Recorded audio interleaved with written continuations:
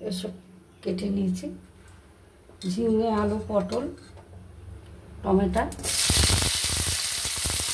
কাঁচা লঙ্কা দিয়ে দিলাম সামান্য তেলে।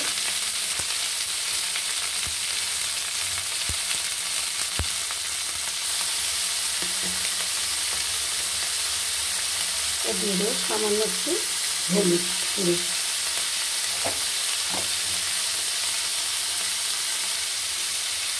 দেখুন, এবার ছোলার ডালটা আমি ধুয়ে নিয়েছি 2-3 বার করে ভালো করে। ছোলার ডালটা ঢেলে দেবো ঝিঙে, আলু, পটলের সাথে আমি একটু ভেজে নেব।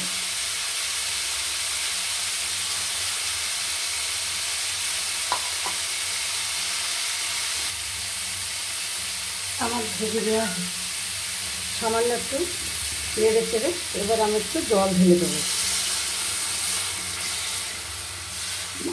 একটু সিদ্ধ হতে দেবো।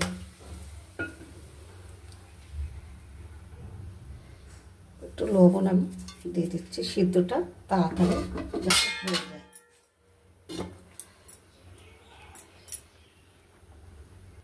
আমি এই রান্নাটা মানে মশলা, পেঁয়াজ, রসুন ছাড়াই এটা নিরামিষ রান্না করব।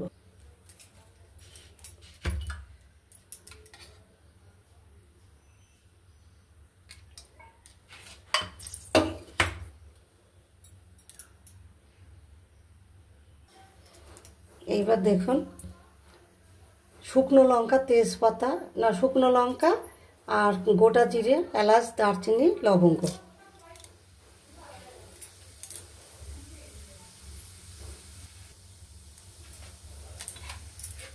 এবার দিয়ে দিচ্ছি কাঁচা বাদাম। এবার দেখুন এই কারি পাতা আমি দিয়ে দেব। এবার ধনে জিরে,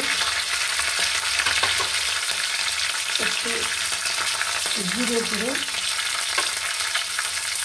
একটু আদা ছুলে নিয়েছিলাম,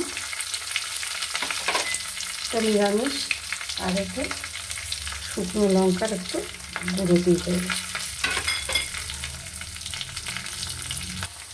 এবার আমি ডালটাকে এবার ঢেলে দেবো।